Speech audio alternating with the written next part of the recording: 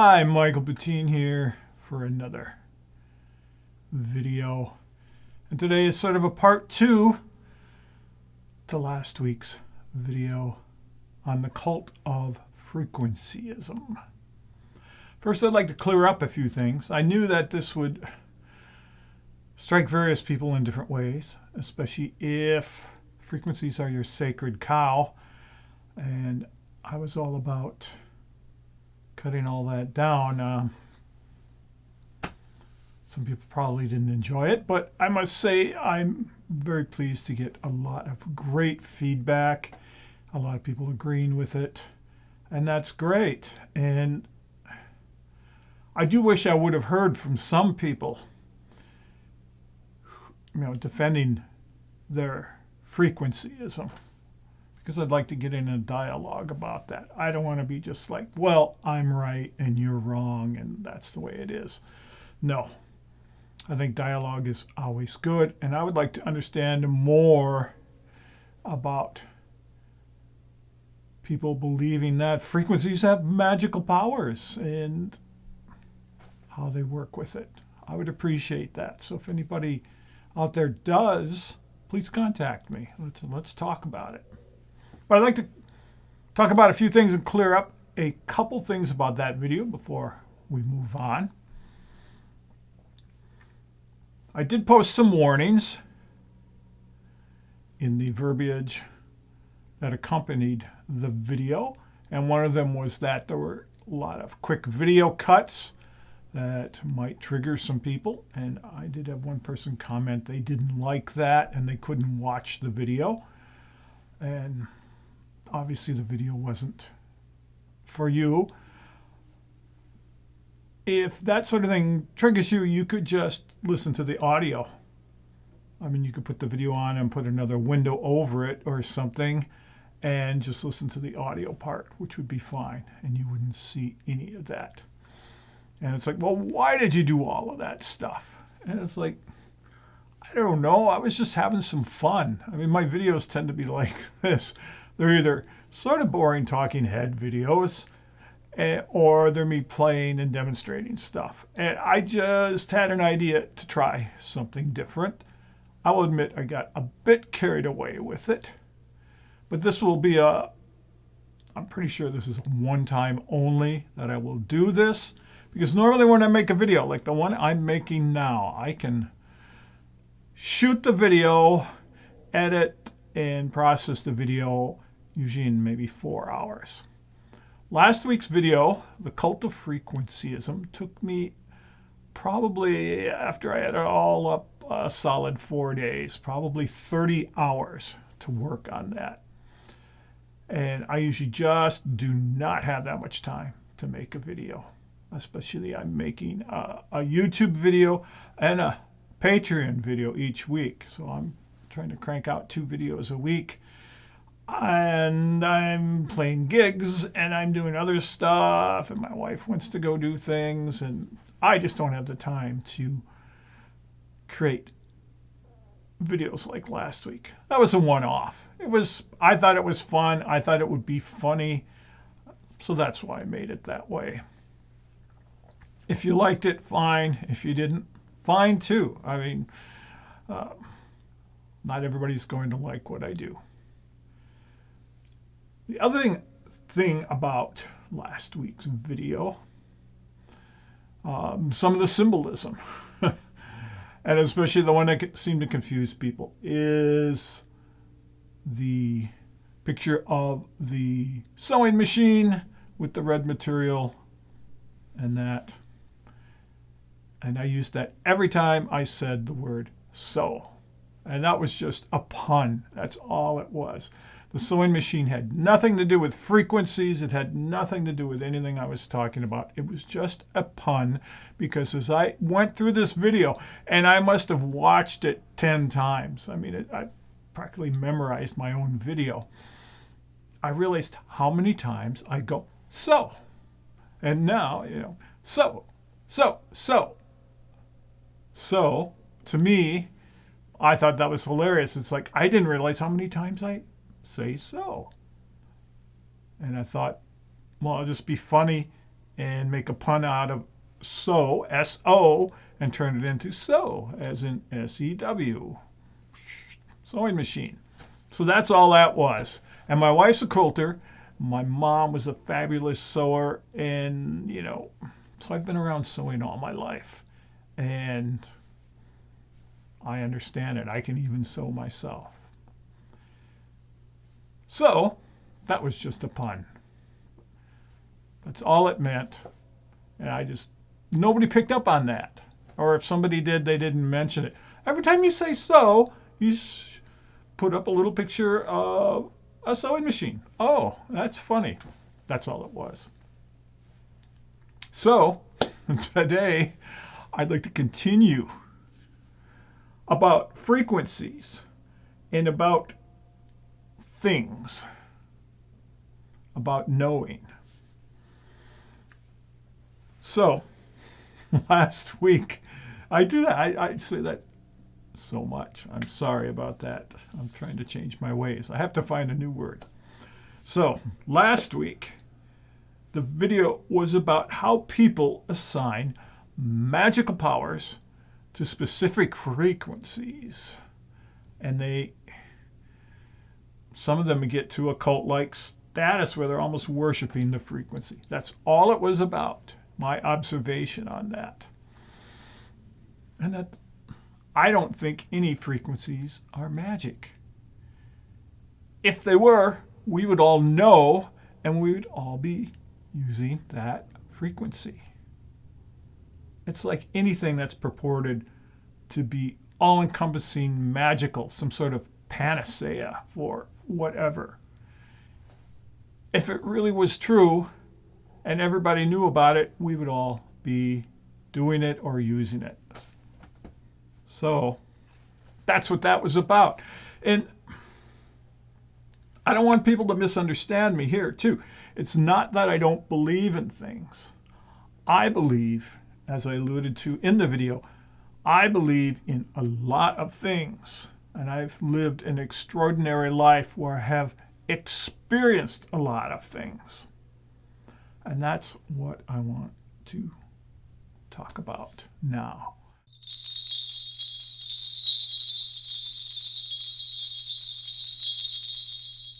Sort of the flip side of believing in magical stuff that isn't true, isn't real, especially for a lot of people. They see memes on Facebook or Instagram or Twitter or somewhere on the internet, and then they believe these memes about Tesla saying something.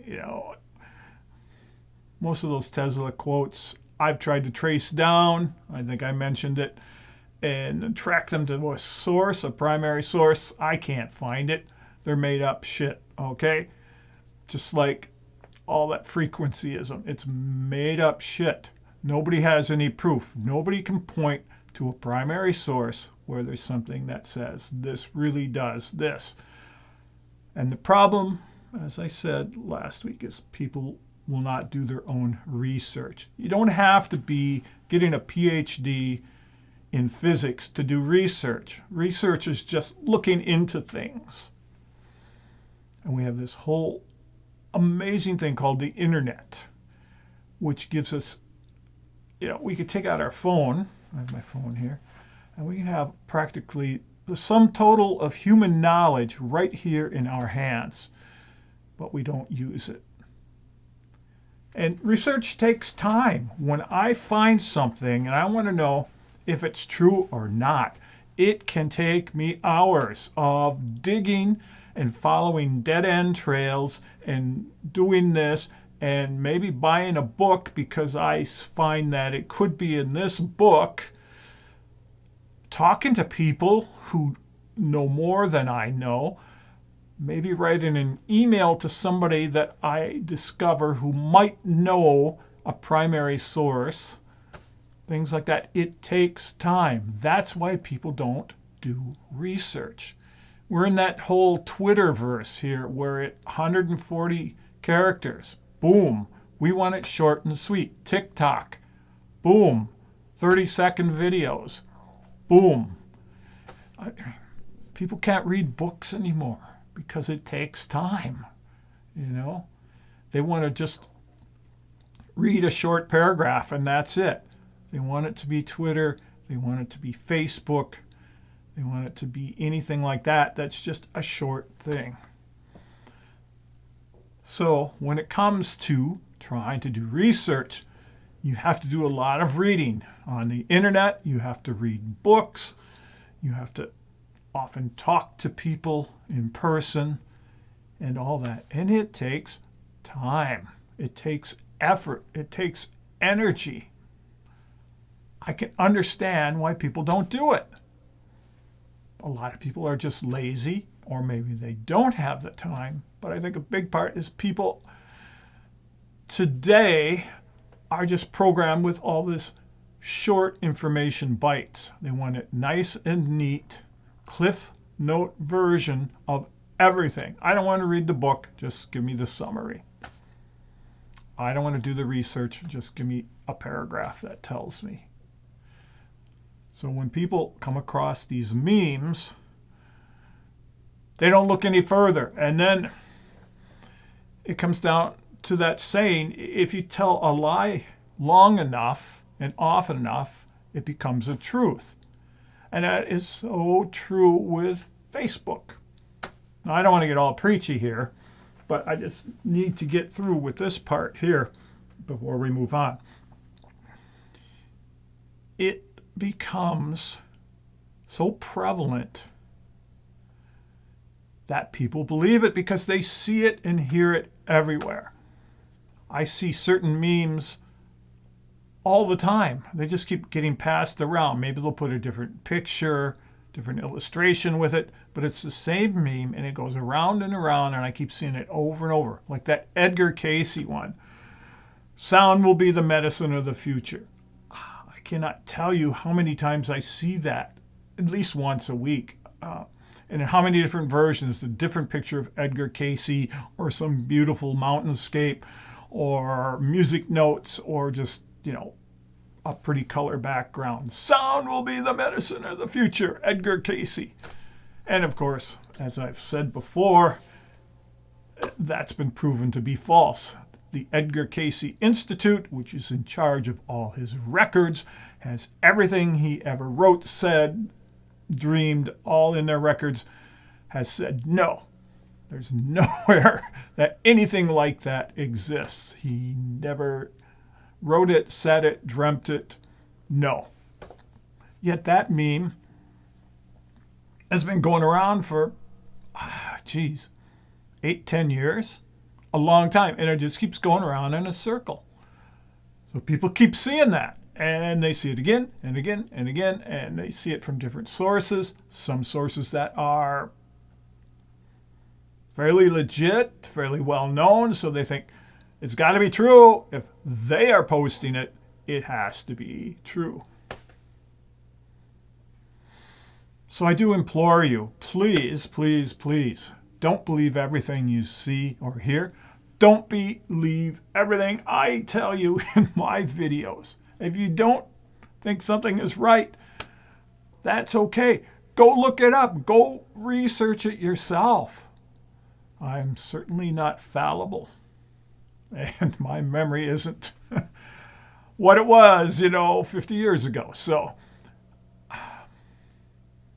if you see something, look it up. Spend some time. And a lot of them are easy to disprove because you just get all kinds of nothing. And some of them are very difficult, like the Edgar Cayce quote. I think I looked it up one time and there were like 1 million hits on it. Well, how do you go through 1 million hits? Obviously, you go through maybe the first couple pages. And the funny thing is, they're all the same bullshit memes in the first, few pages of Google or whatever search engine. So it is difficult to do actual research and digging. But as I said last week, if you take your time and try to find primary sources, the origin of something, like, okay, here it is in a book that was written about this person. Here it is in an interview this person gave. Here it is in a book that the person actually wrote. Einstein wrote this book. Here's this quote. There it is. He said it.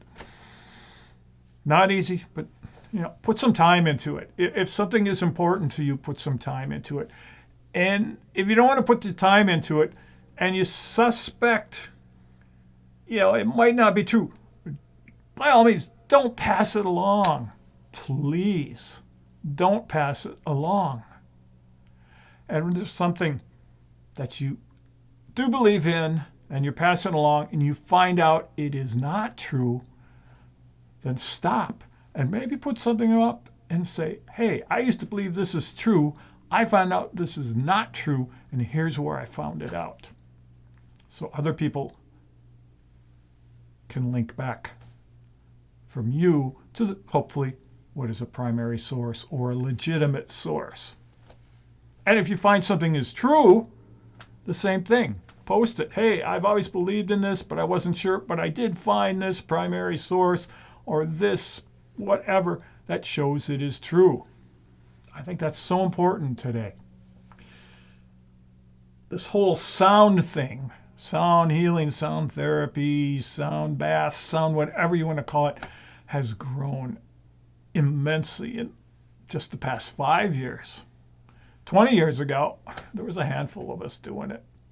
Now, today, every yoga studio has a gong, and everybody thinks they're a gong master, and everybody knows everything. And people know very little. So let's talk about knowing.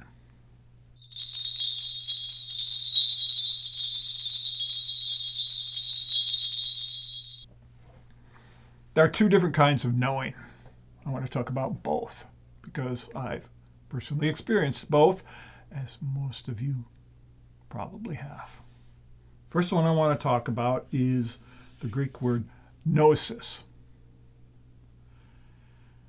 Now, gnosis means knowing, but it's generally used, and this is where we get the term Gnosticism, which is generally thought of more as a spiritual believing, a kind of a sect of Christianity, and it was a spiritual believing. But the word gnosis, if you get into mysticism, things like that, Hermeticism, beliefs like that, the word gnosis refers to an inner belief, something that you just know, as opposed to regular knowing, which is an outer belief, something that you learn from outside. So like as we're kids, we get a lot of learning from the outside. Our parents tell us, don't touch the stove, that's hot.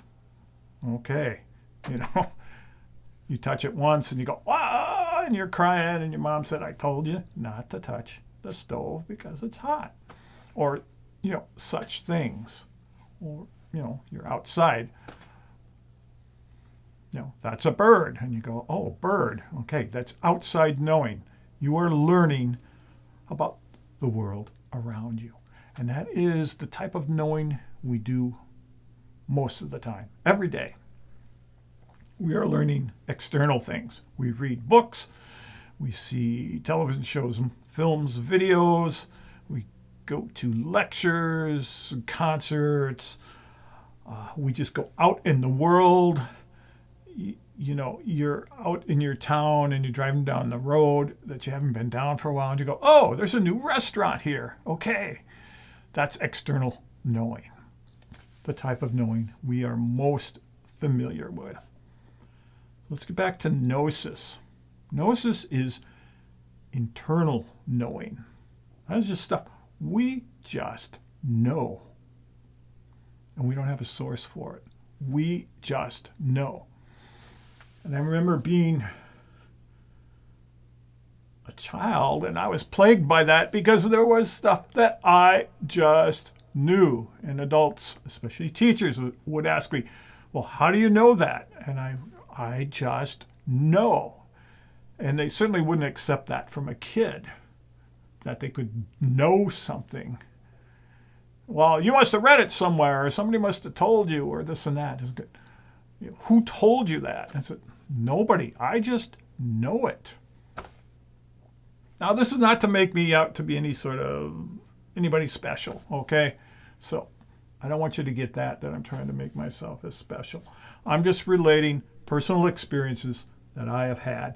And many of you, I'm sure, have had similar personal experiences.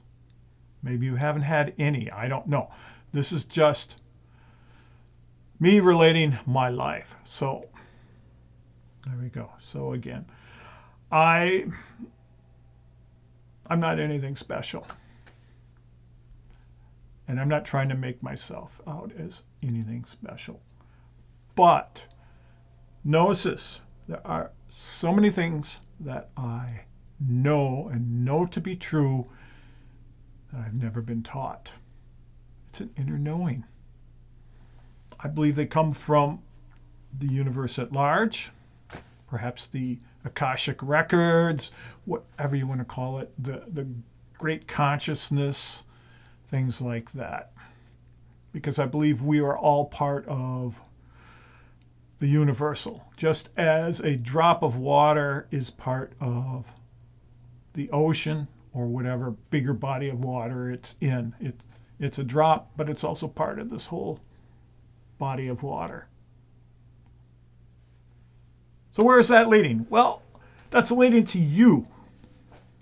I'm sure from playing your gong, your bowl, your bells, your monochord, your didgeridoo, any of these type of instruments that we use, I'm sure you have had personal experiences yourself with them that you might call otherworldly or spiritual or mystical, something like that. And they've been very personal to you. I'm sure that's happened. And I'm sure if you play for other people, that after your session, you have had people come up to you and tell you the most amazing stories. Things about spontaneous healing. I get that all the time. Different injuries, different traumas, mental, physical, things being healed or lessened. People going on journeys. People meeting others, seeing spirits, ancestors, other spirits, things like that. I am sure you have had, if you've done any number of sessions, more than just a handful, you have had people come up to you after and say, can I tell you something? Sure, you might not believe this, and they'll tell you the most amazing story. And I just go, yeah, that's great. I'm sure, I believe it. I'm sure that happened to you. That's wonderful. And maybe talk more into it. They might want to know this and that and the other thing. And my answer, why or how did this happen? And I just say, well, I just played the vibrations and you were able to relax and open up. And that was the perfect situation for this energy, or whatever you want to call it, to enter. And that's it. No magic involved. I didn't play any specific frequency. I didn't do anything specific. And it happens. So I'm sure you've experienced both of those things. An internal knowing, an internal experience, a gnosis that didn't come from the outside. It came directly inside. And you might have experienced it from the inside out, as opposed to the normal from the outside in. Or you might have just experienced it inside. And then other people telling you of their similar experiences. Is that all fake? Should we believe any of it? Well, I tend to err on the side of I believe it all. I mean, if you tell me something happened to you and it's an inner something, who am I to say it didn't happen to you, or that, oh, you're just making that up, you're just telling me a story? No, I'm not. Because I have had experiences, so I know everyone else out there has experiences. So where does that butt up against all this frequency-ism and all this other stuff? You need to know the difference between a real experience, whether it's inner or it's an outer experience, and something made up by somebody else. You need to be able to distinguish between them. And most people who aren't, I don't know what the term would be, who aren't caught up in all that. I think some people are just very desperate to believe in any sort of magical stuff, because perhaps they don't have magical things happening to them. They don't have a gnosis. They don't have an inner knowing. So they are looking for outward signs because nothing is happening inward for them. So maybe that's why they're believing so deeply in, 528 hertz, the love frequency, it is going to help me and save me. And a lot of people are looking for a panacea, okay? And I think a lot of times people come to sound sessions looking for a panacea too. Because it's like, this is going on in my life, and I've heard a lot of good stuff about a gong bath. So I'm going to go to one, and it's going to fix me up. Doesn't work that way. All I am is a conduit for the sound and bringing the sound. You have to, you as the user, as the person out there listening, have to be willing to open up and let the sound open you up. And then let whatever will come in, whether it's internal, which is usually what it is, more of a gnosis than an external thing, to let it come in. I can show you the door. You have to open it and walk through it. That's all it is. And that's all any of us can do. And people tell me about healings they've had, spontaneous healings. And none of that was ever like, somebody out there has a headache. I'm gonna play sounds to fix their headache, or someone has this trauma from their childhood and that. No, it doesn't work that way. And I can't work that way.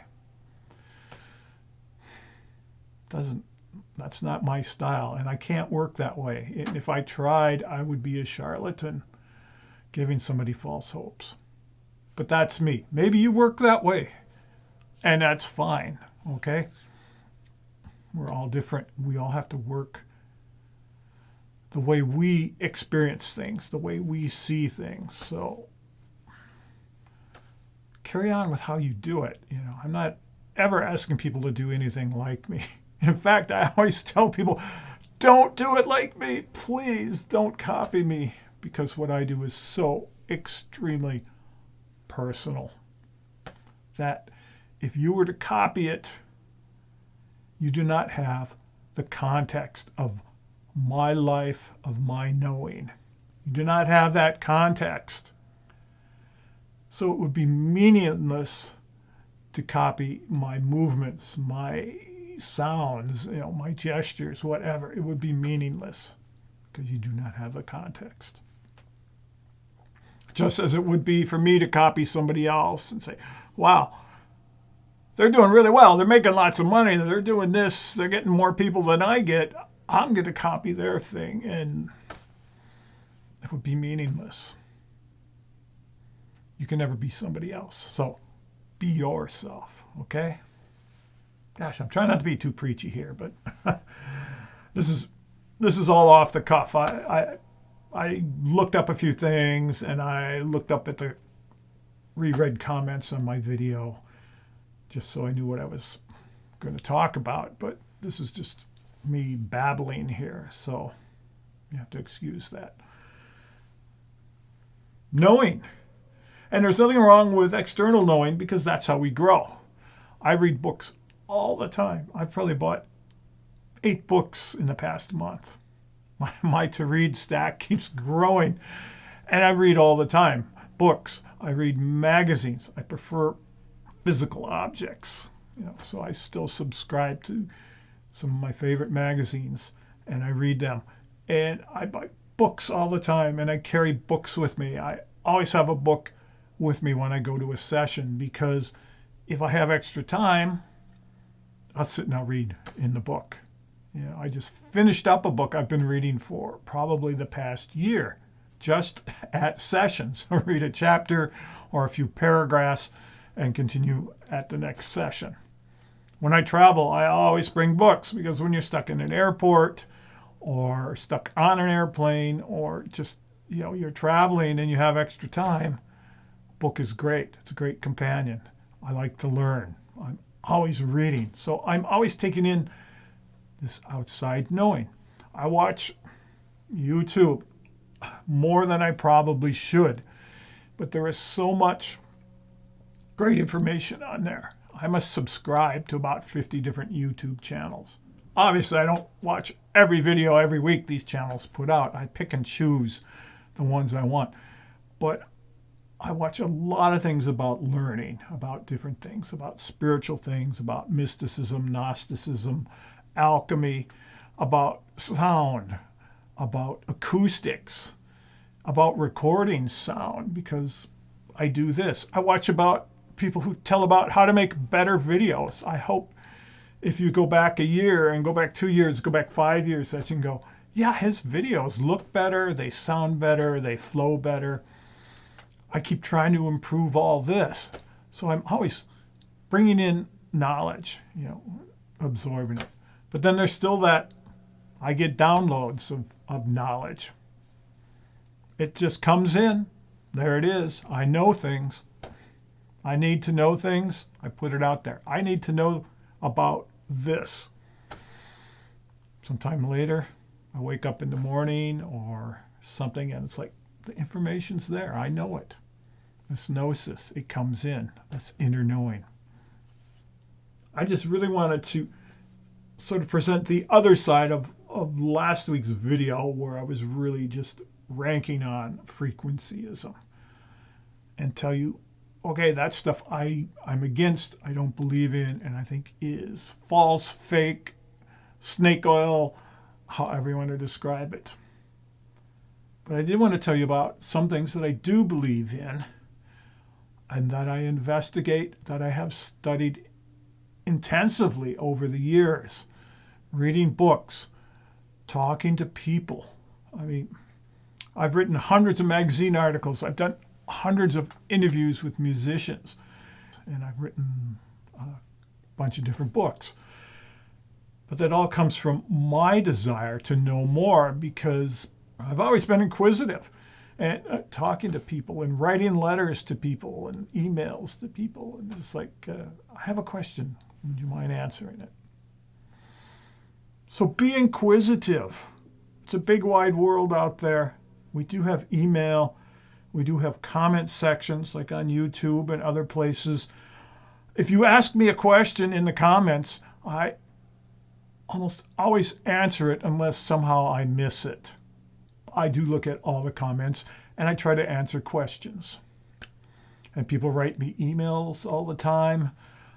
People send me messages. They Facebook message to me, things like that, with questions. And I take the time to answer them and try to be truthful and tell them what I know to the best of my knowledge. And sometimes I'll even research something that I don't know completely or not sure of, and I don't want to give people the wrong information. So I'll look things up, or if I don't know something, I might point them and say, that's not my area of expertise, but I do know somebody who that's their area. Contact them or read their book or go on their website or something. So stay inquisitive. Stay learning. Don't let yourself think you've got it all. All right, I probably babbled too much. Stay inquisitive. Don't believe everything you see or hear. or people tell you, look things up. Do your research, please. And definitely, if you're not sure about something, don't pass it on. Okay? There's enough of this crappy meme stuff going around that newbies who don't know anything better latch onto and think it's gospel. Okay? We'll see you next time. Have a great week. Go play your instruments. Enjoy what you do. I mean, really, I have a blast every time I play. It means so much to me to be able to play these instruments and to create music, to create sounds. So revel in it, enjoy it, and enjoy passing it on to other people and passing those vibrations along. We'll see you in the next It's Cuppa Time.